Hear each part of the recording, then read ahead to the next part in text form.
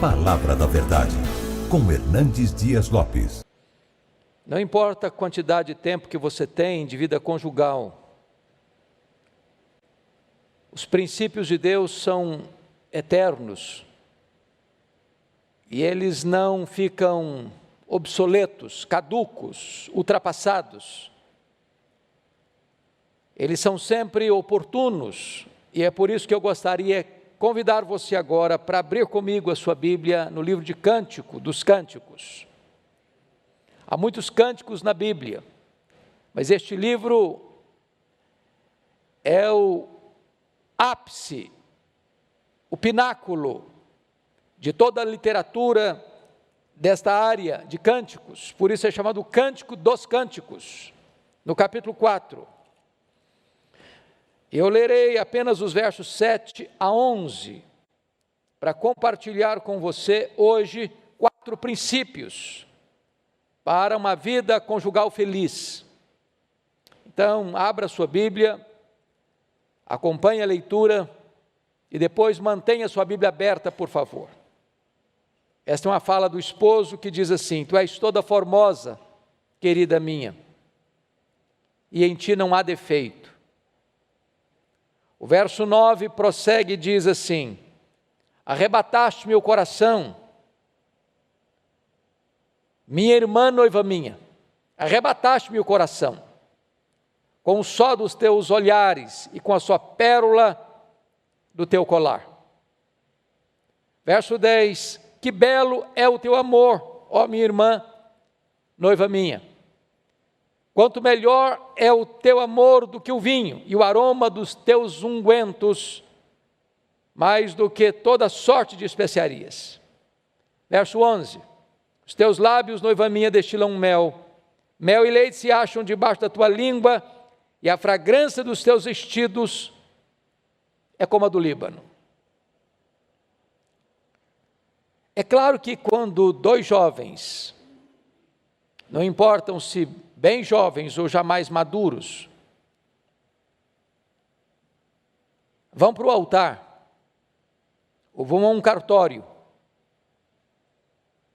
ou firmam uma aliança de casamento,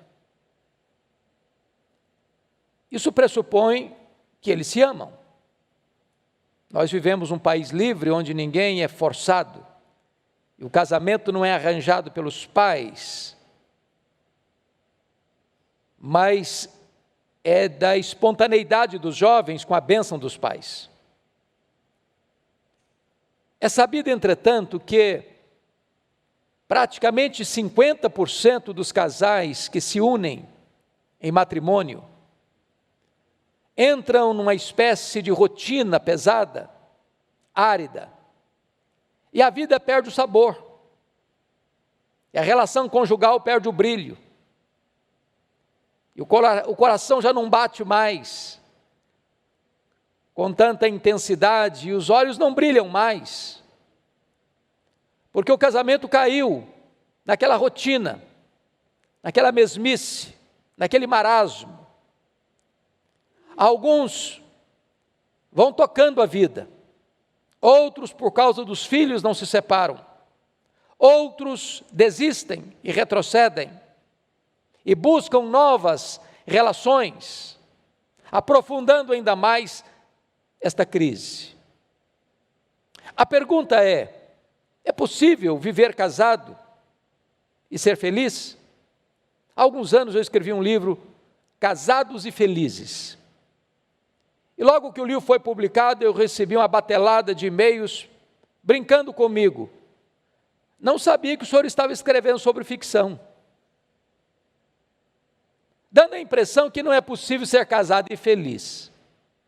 É claro que é possível. Aliás, é necessário. Aliás, é o ideal divino. E aqui eu queria partilhar com vocês 4 princípios para um casamento feliz. Não no sentido apenas do início, dos anos de lua de mel, mas na jornada da vida conjugal. Que princípios são esses?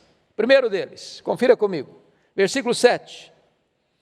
Olha como o esposo se dirige à sua amada. Tu és toda formosa, querida minha, e em ti não há defeito. O princípio aqui é o princípio do elogio. O grande problema é que alguém pergunta assim: será que esse marido está sendo honesto? Outros dizem: eu acho que ele não deve morar no planeta Terra. Talvez alguém pergunte mais: mas existe essa pessoa sem defeito? Você tem o endereço dela? Você pode me dar o CPF dela? Bom, é claro que não existe essa pessoa, desde que o pecado entrou no mundo, porque nós não viemos de uma família perfeita, nós não somos uma pessoa perfeita, nós não nos casamos com uma pessoa perfeita, nós não temos um casamento perfeito, é claro, é honesto admitir isso. Então como é que esse homem faz uma declaração dessa? Tu és toda formosa, querida minha, e em ti não há defeito. É porque quando você ama, você não destaca os defeitos, você enaltece as virtudes. Eu posso até lhe garantir que se você ficar contabilizando os defeitos do seu cônjuge, você não vai ter tempo para mais nada.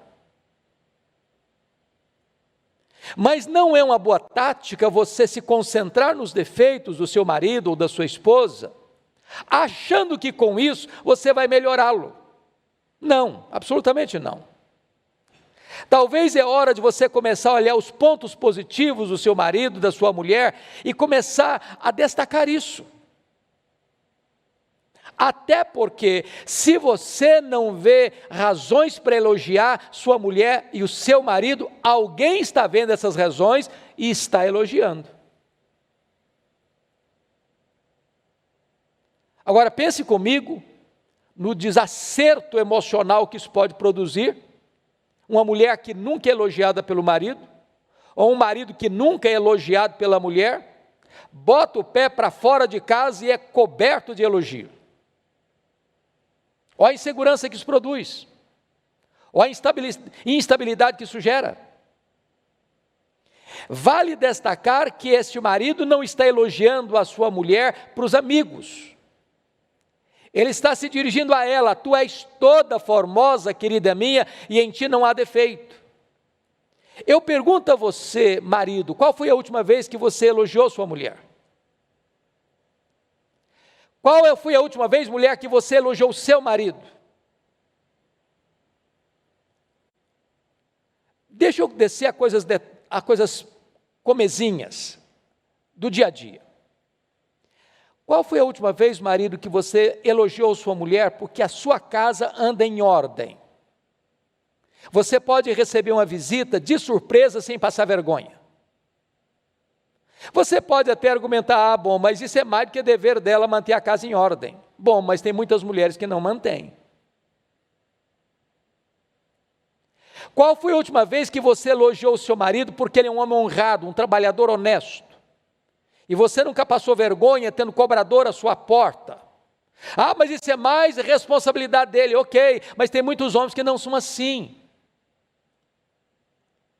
Comece a ver as virtudes que tem o seu marido, que tem a sua mulher, e comece a falar isso. Para que ele não tenha que escutar apenas dos outros, mas escutar de você.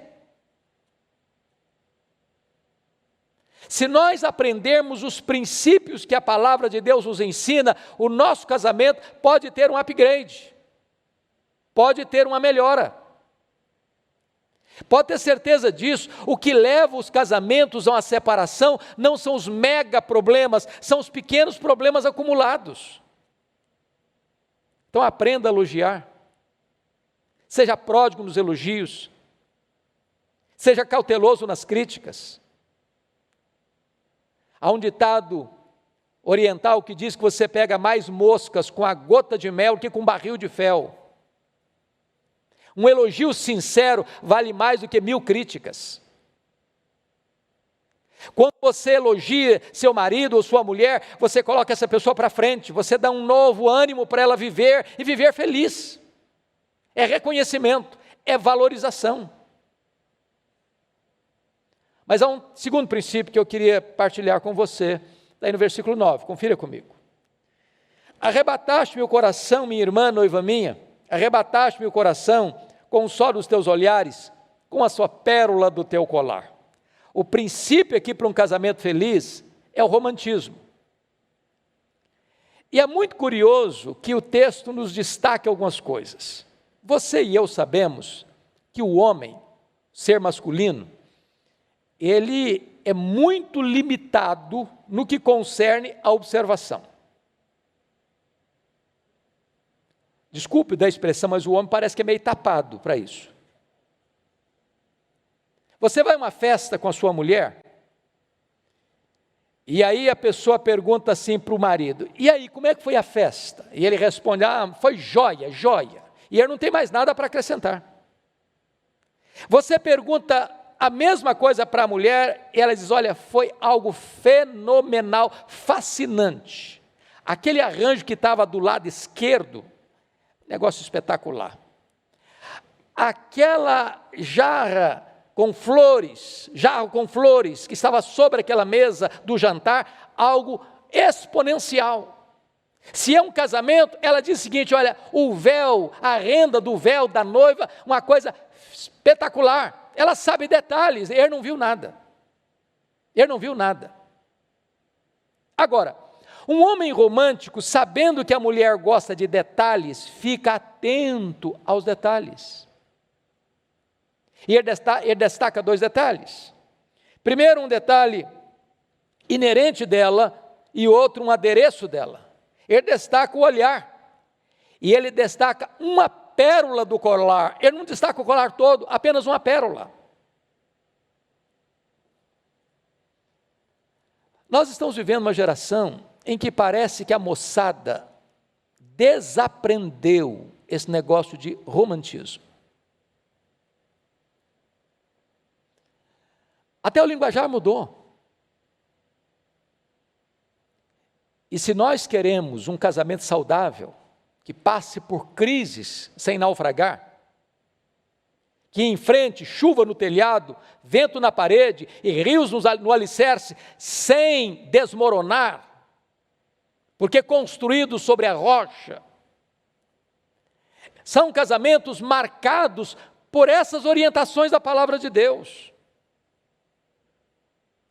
O casamento não tem que ser uma rotina pesada, densa, de sair cedo, trabalhar, voltar para casa, levar filho para a escola, pegar filho da escola, e pagar dívida, e pagar prestação, e fazer isso e mais aquilo outro, e de repente você chega no final do dia, cansado, estafado, estressado, e a relação completamente aos frangalhos. É possível restabelecer o romantismo. E eu pergunto a você, qual foi a última demonstração de romantismo que você teve no seu casamento? Às vezes vocês dizem, bom, mas isso aí é questão de boas manias apenas. Pode ser.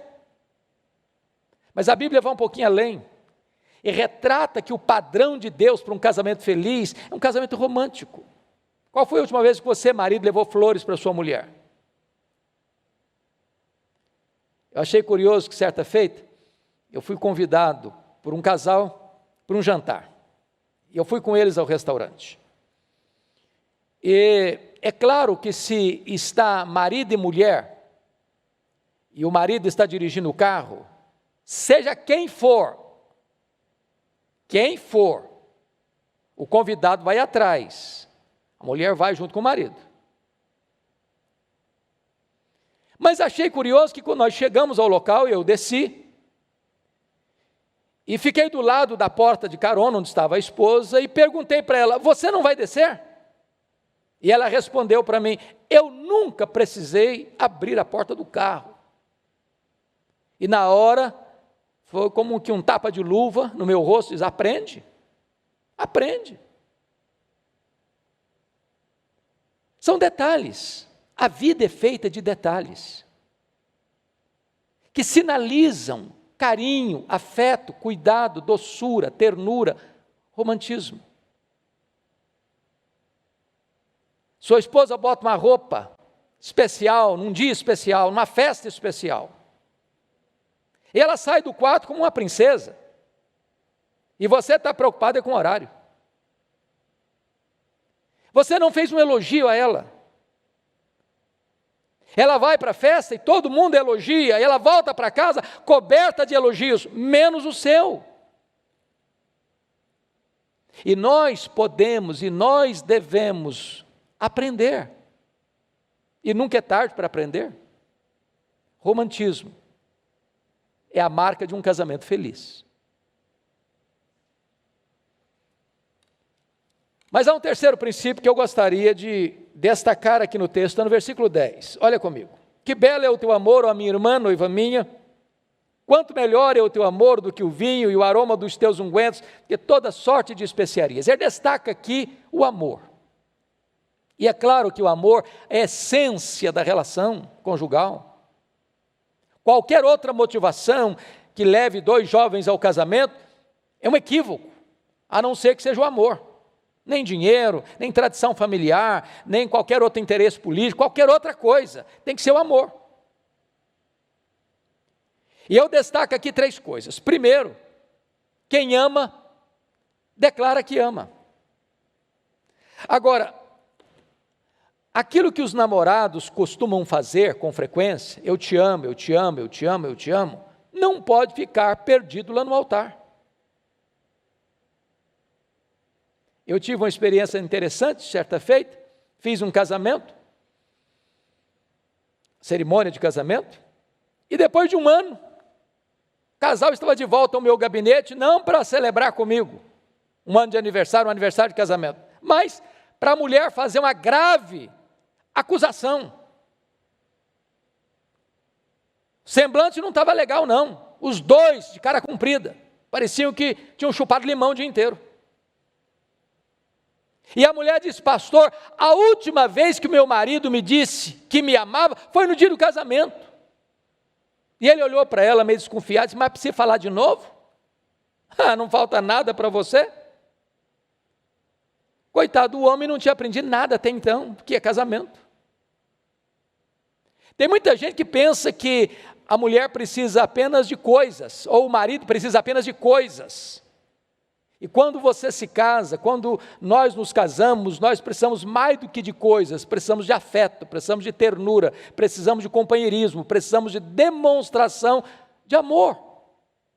O amor precisa ser declarado, eu te amo.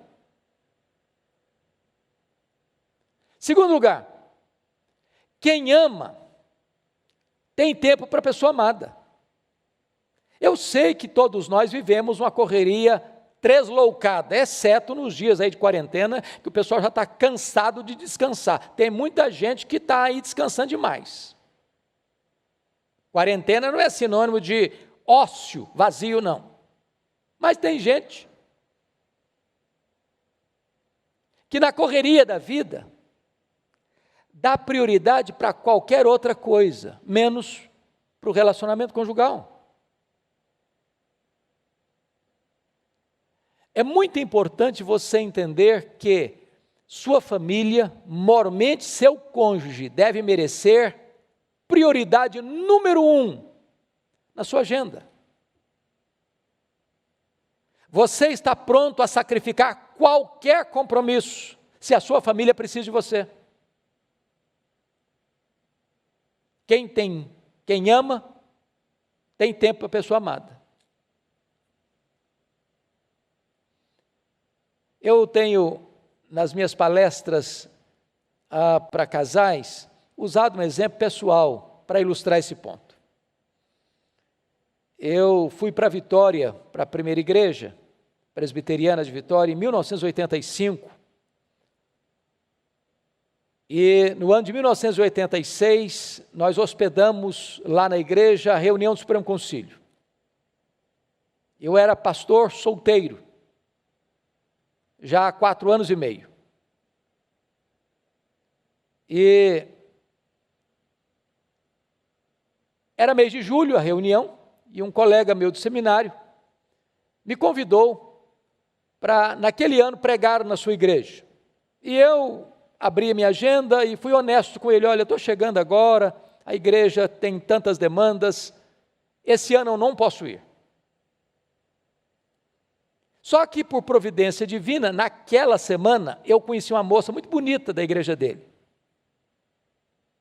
que é minha esposa há 33 anos. E eu fui na igreja dele, porque era ovelha dele, 9 vezes naquele ano. 9 vezes. Eu mudei minha agenda. Eu fiz uma reengenharia na minha agenda. Porque quem ama tem tempo para a pessoa amada. Mas em terceiro lugar, quem ama procura agradar a pessoa amada. É curioso que hoje as estatísticas estão mostrando que 30% das mulheres aqui no Brasil que são assassinadas pelo namorado ou ex-namorado, pelo noivo ou pelo ex-noivo, pelo marido ou pelo ex-marido, ou pelo companheiro ou ex-companheiro. São chamados crimes passionais. Outros chamam de feminicídio. Alguns têm o desplante de dizer, eu matei por amor.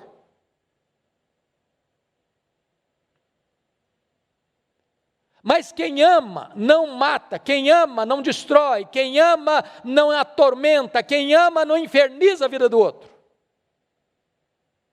Quem ama cuida. Quem ama abençoa. Quem ama cerca de cuidado. É hora de você avaliar, você ama mesmo? A vida do seu marido, da sua mulher, é melhor porque você ama esta pessoa? Ela é mais feliz por ser amada por você? Este é um princípio de Deus.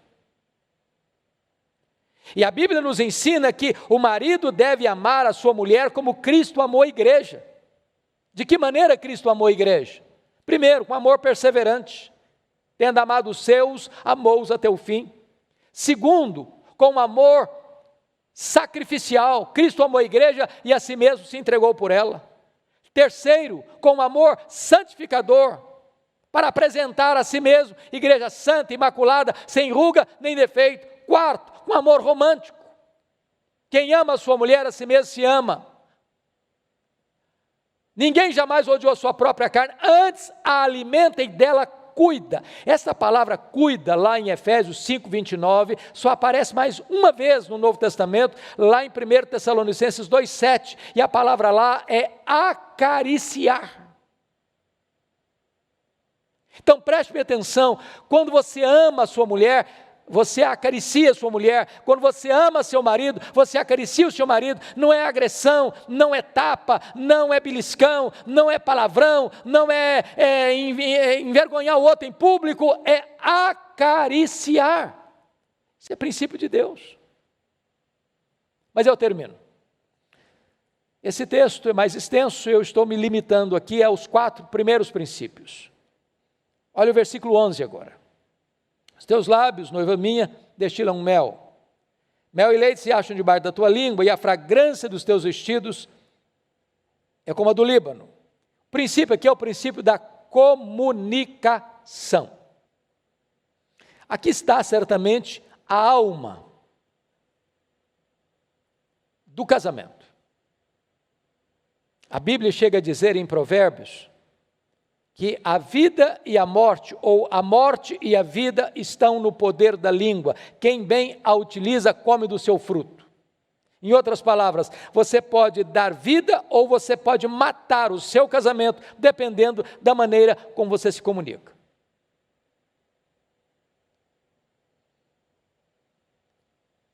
Tiago 1,19 tem 3 princípios que penso explicam bem esse versículo. Ora em pauta. O primeiro princípio é, todo homem seja pronto para ouvir. Segundo princípio, tardio para falar. Terceiro princípio, tardio para se irar. A primeira coisa é que você precisa estar pronto para ouvir. A palavra pronto aí no grego é a palavra taxis. De onde vem a nossa palavra táxi? Eu acho que hoje podia botar Uber também no meio. É quando você chama, ele atende você na hora. Porque se não atender você na hora da sua necessidade, você chama outro. Olha como é que Deus fez você e a mim, 2 conchas acústicas externas e apenas uma língua amuralhada de dentro. Sabe o que Deus está dizendo para você e para mim? Escute mais, fale menos. Agora, escutar não é apenas ouvir. Imagine se eu estivesse lendo um livro, ainda que a Bíblia. E aí a minha esposa chega e falou, eu preciso falar com você. Eu falei, pode falar. E eu continuo lendo. Eu falei, mas eu preciso falar com você. Fala. E eu continuo lendo. Imagine que eu esteja lendo um jornal, uma revista, ou assistindo um jogo de futebol na televisão, ou um programa da minha preferência. Pode falar. E eu estou mirado no que eu estou fazendo, ou eu estou assistindo. Que mensagem eu estou passando com isso? Embora eu esteja ouvindo, eu não estou dando atenção. Você escuta com os ouvidos, com os olhos, com o semblante, com o seu corpo, com todo o seu ser. Quando a Bíblia diz seja pronto para ouvir, é que você precisa mostrar para quem vai falar com você que ele é prioridade e ele é importante e você quer dar atenção para aquilo que ele vai lhe dizer. Hoje os consultórios dos analistas estão superlotados, em grande parte porque muitas vezes nós não temos espaço dentro de casa para abrir o coração.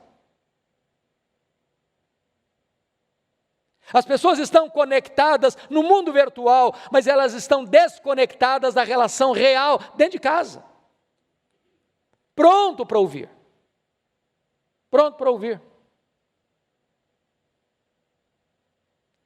Se você não escutar as pessoas de dentro da sua casa, outras pessoas vão escutar. E talvez não são as mais sábias que vão escutar. Segundo princípio de Tiago é tardio para falar. Essa palavra tardio, no grego, traz a ideia de uma pessoa lenta, devagar, quase parando. Aquele tipo de gente que você conta uma piada para ela, ela vai rir daqui a meia hora. Ela processa as coisas com muita lentidão. O que Tiago está nos ensinando é que nós precisamos ser cautelosos ao emitir uma ideia, expressar uma ideia, falar. Porque a palavra falada não volta mais, é como uma flecha. Então conte até 10 antes de falar. Não seja apressado. Porque se você for apressado no falar, ou falar com raiva, ou num tom de voz elevado, não importa mais o que você vai falar, já perdeu a razão, já quebrou a comunicação, já não tem mais possibilidade de uma relação harmoniosa. Tardio para falar.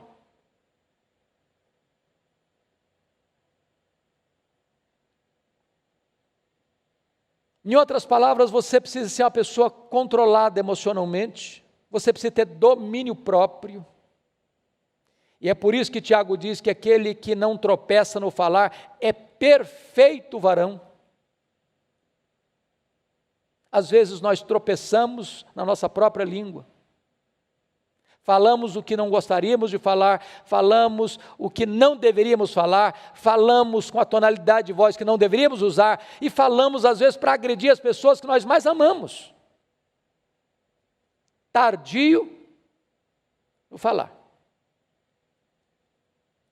Mas Tiago encerra, e eu vou encerrar também a minha exposição, dizendo, você precisa ser tardio no irar. Eu não vou nem perguntar se você um dia ficou irado com o seu marido ou com a sua mulher. Isso não é questão de si, mas de quando.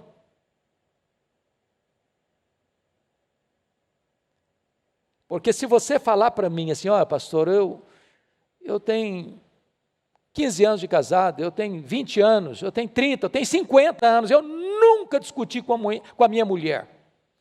Eu vou duvidar da sua honestidade. E talvez eu vou achar que você não é filho de Adão, você de repente é um anjo disfarçado entre a gente. Sabe por quê? Porque casamento não é a união de dois iguais, é a união de dois diferentes. Agora, a questão não é se você vai ficar ou não vai ficar irado. A questão é como é que você vai lidar com isso. Uma das minhas visitas a mais gostosas na vida foi no museu do Dr. Billy Graham, no ano que a dona Ruth Graham faleceu. E eu passei um dia ali, fiquei encantado com tudo que vi. Mas das histórias engraçadas do casal, a que mais me chamou a atenção foi esta.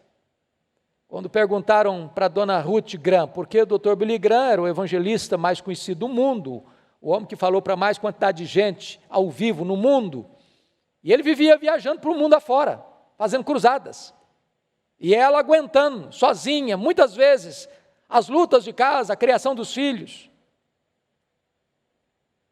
Então alguém um dia chegou para ela e perguntou assim: dona Ruth, alguma vez a senhora pensou em se divorciar do Dr. Billy Graham? Ela respondeu: divorciar-me dele eu nunca pensei, a vontade de matá-lo eu tive muitas vezes. Eu não sei se você chegou a tanto, mas como é que você lida com a questão da ira? Bom, há duas maneiras erradas de você lidar com a ira. A primeira delas é a explosão da ira. Você conhece gente de estupim curto? Conhece gente que nem estupim tem, é pólvora seca pura? Conhece gente que é igual leitinho, bateu, tomou? Conhece gente que tem esse discurso: eu não levo desaforo para casa, aliás, não precisa nem levar porque já está em casa. Vou lhe dizer um segredo: gente explosiva não tem nem gastrite e nem insônia. E elas ainda dizem assim: não, eu sou assim mesmo, eu explodo, depois eu fico calmo. Você fica calmo. Quem fica nervoso e tem gastrite e insônia é quem mora com você. E não bote essa culpa em cima do seu temperamento, não, porque o seu temperamento pode ser controlado pelo Espírito Santo.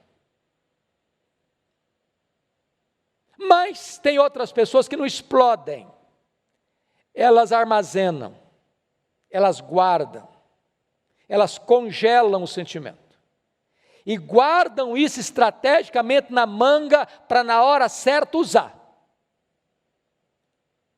Eu dediquei boa parte do meu ministério à área do aconselhamento, e eu gosto muito desta área. Já atendi tantos casais, e às vezes o casal chegava estressado, magoado, ferido, e de repente os dois começavam a brigar na minha frente, e eu deixava. Lá pelas tantas, um diz para o outro assim: você se lembra do que você me falou? E dá toda a lista. E eu estou pensando que essa conversa aconteceu enquanto estavam vindo para o meu gabinete pastoral, que nada, há 10 anos, há 15 anos, estava lá guardado. Como é que resolve isso? Você resolve isso perdoando. Não deixando o sol se pôr sobre a sua ira, nem permitindo que o diabo entre nessa história, para ferir vocês. Resolva zerar a conta todo dia, resolva perdoar todo dia. A vida é feita de recomeços, recomeços, recomeços, recomeços.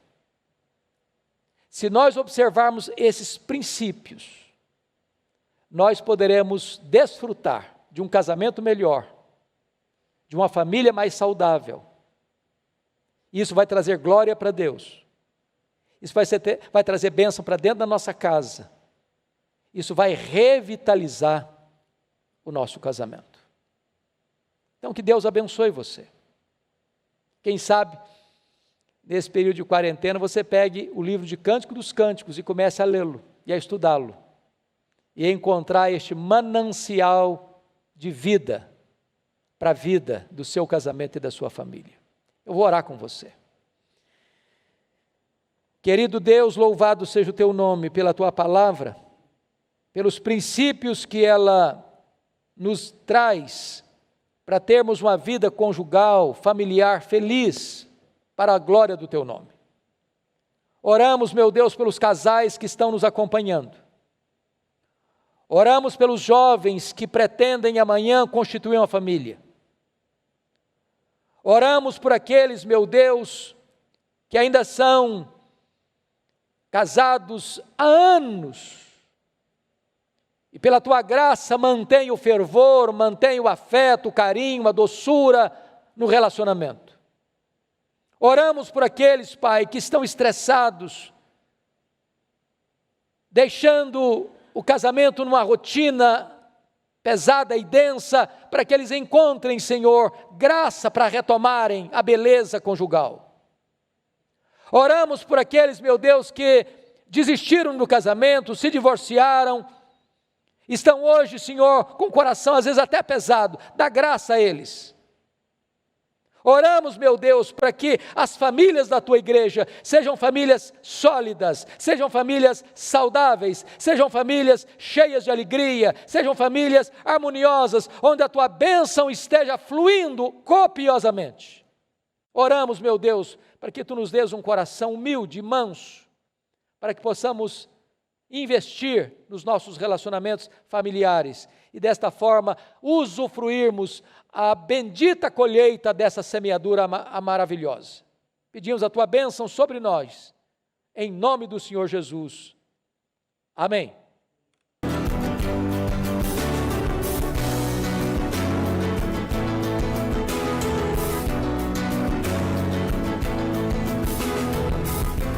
Palavra da Verdade, com Hernandes Dias Lopes.